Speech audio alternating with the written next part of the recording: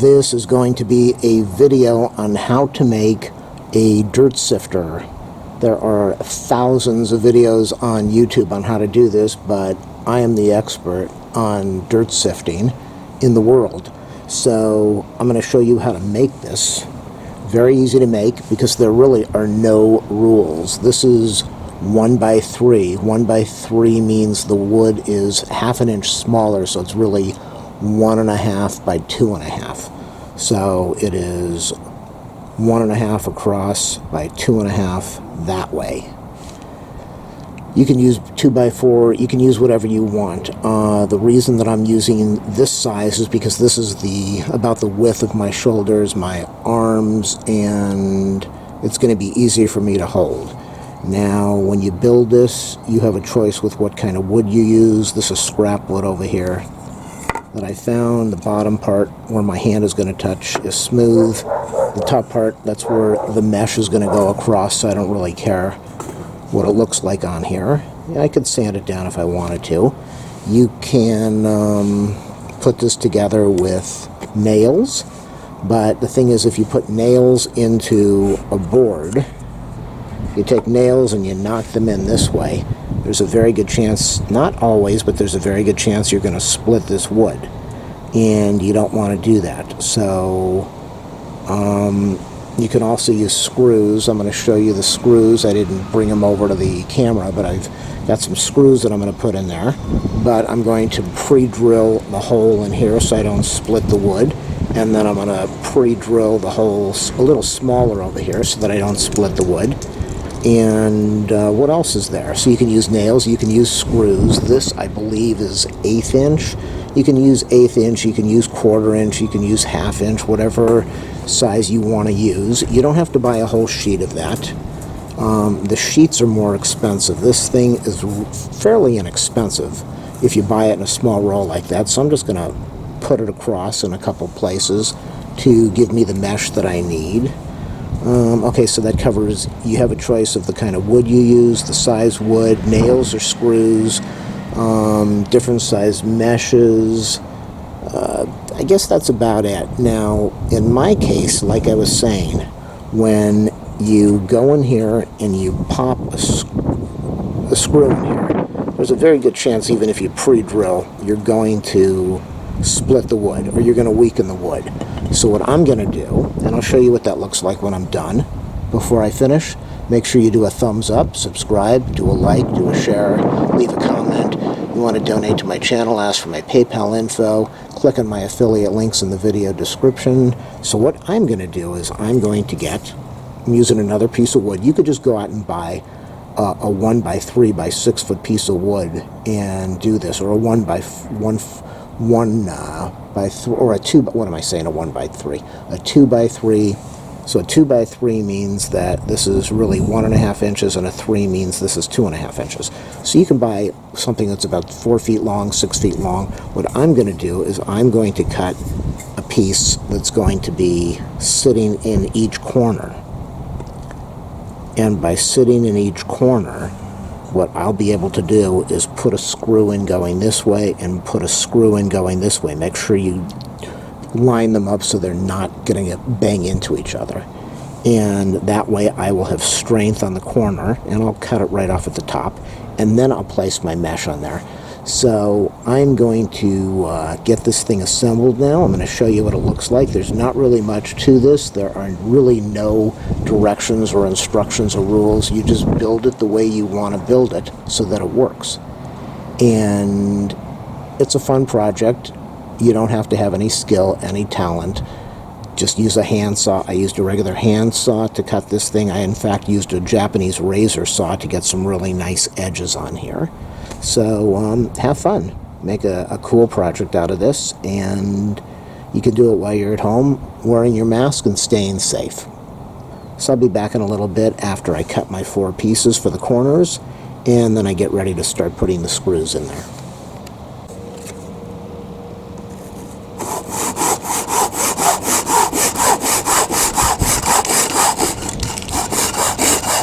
Using the razor saw to cut the corner pieces, the 4 corner pieces.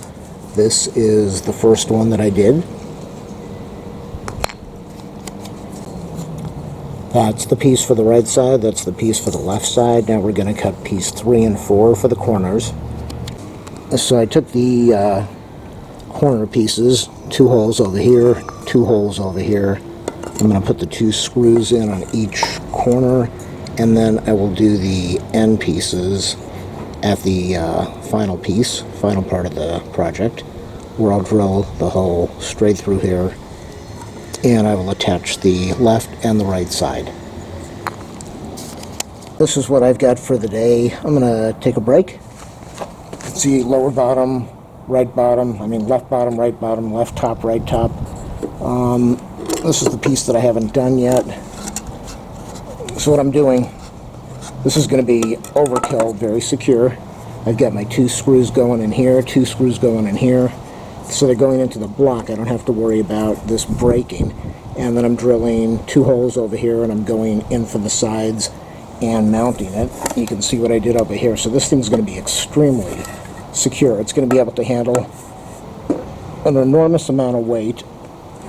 And so this piece tomorrow will squeeze in here, had to file or cut down a little bit of the wood. I'm using this with a Japanese razor saw, so it's taking me a little bit of time. I'm not using any power tools, and it doesn't really matter how well the gap is. It was a little bit off. You can see that's a little bit off. I might cut that down a little bit because I don't like that. That's just too much of a gap right now. So I'll sand that piece off or cut that off with a saw, and then I'll pop in my 2 holes, and then after that, then I'll go and put my mesh over the top, and this will be perfect for the width of my shoulders, my arms, and it will be very easy to maneuver, and this should be able to hold a substantial amount of dirt, but I'm going to be using really fine mesh, so that might be a mistake, maybe not. It is really fine, and when you're using fine mesh, you're going to have a harder time. You're going to get a better product, but it's going to take a lot more time to do. I'll be back tomorrow, people. It is, people. This is the finalized frame. You can see, like I was saying, you do the best you can. I've got some gap osses over there on the edges, by the blocks over there. Not a big deal. 2 screws over here. Like I said, this is overkill. 2 screws over here, all going into this block, so I don't have to worry about this falling apart by knocking nails into here.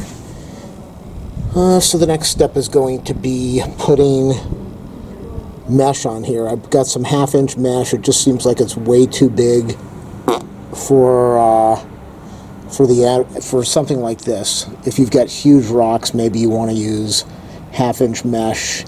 Maybe you want to make a few of these 1/2-inch, 1/4-inch, 3/8, or really fine mesh.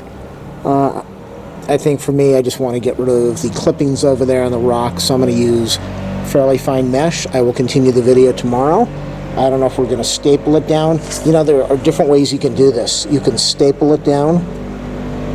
You can hold the mesh down across here and then put another board on here and screw the board in to clamp it down. So there are many different ways that you can do this. It's just how you want to do it.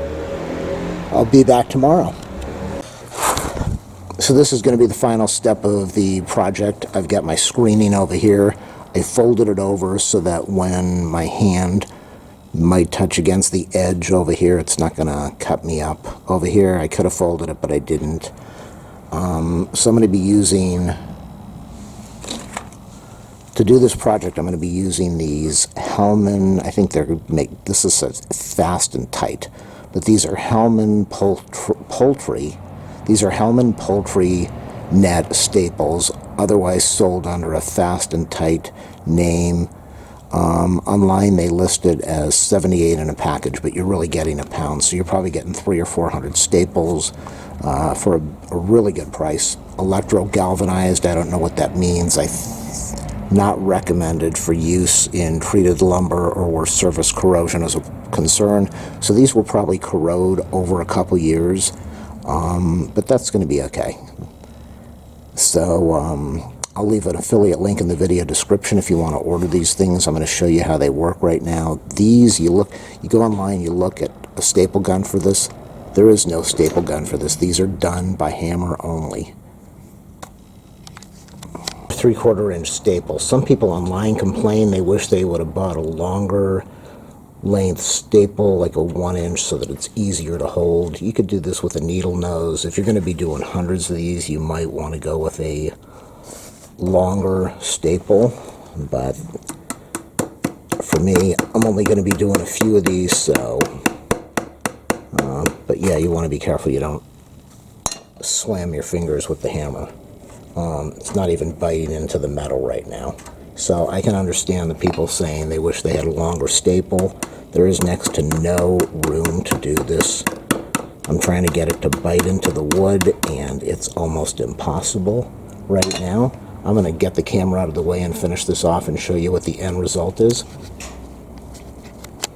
These are these are mostly meant for chicken wire, thick wire fencing.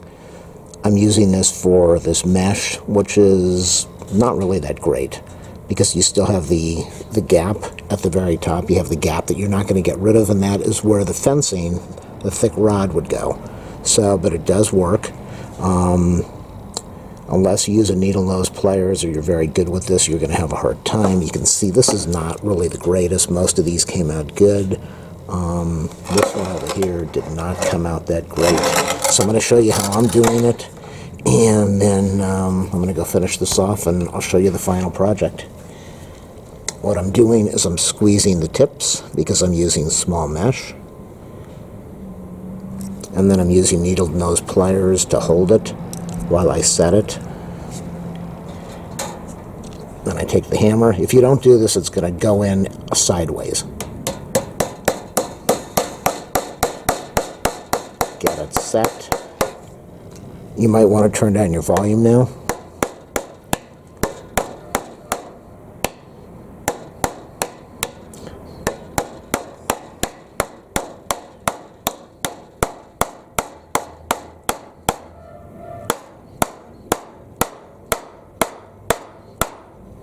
And there it goes. See, it already went sideways, which I'm having a lot of problems with this,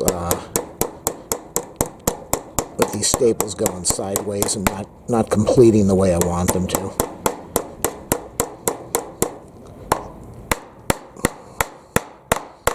And there it is. So I've doubled up on the sides over here. Got a few of them over here so that dirt doesn't drip out on the edge. And a couple over here. I'm going to go finish this thing off, and then I'll show you what the final job looks like. I've got 2 pieces on here. Sorry about the shadow. This is too wide for the next strip, so I'm going to be doubling it up, which I didn't want to do, but that's okay. And again, these staples are okay. They're not the greatest thing. Without the needle nose, I wouldn't be able to get them lined up, and most of them, as you can see, are not really nailing the right way. But we're almost done. So my review of the Fast and Tile, or the Fast and Tight fence, or the HILLMAN, or whatever they are, staples, yeah, they work. They definitely work. They'll probably work a lot better on thick fence posts, like they're meant to be used on, with the thicker rod, instead of this mesh stuff that I'm using. There it is, people. I'm embarrassed to show this, but most of the wood jobs that I do are really bad because I'm really bad with wood. These staples are terrible on pine. I think this is pine, whatever the heck this is, 2x4s. These staples are terrible. I'm going to show you when these staples are really good in a minute, but you can see how I didn't stretch this out the right way, and it's a nightmare. And these things are so hard to remove from this 2x4.